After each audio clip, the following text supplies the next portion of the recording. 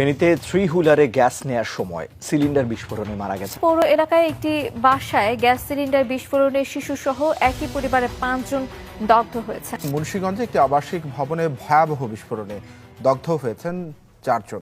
একবার ভাবুন তো, আপনার পরিবার কি এই গ্যাস সিলিন্ডার অগ্নিকাণ্ড থেকে সুরক্ষিত? বেইলি রোডের অগ্নিকাণ্ড সহ প্রতিদিন এরকম গ্যাস অগ্নিকাণ্ড অহরহ ঘটছে, আর সবগুলো ঘটনা একটু অসতর্কতার জন্য। কি সেই অসতর্কতা?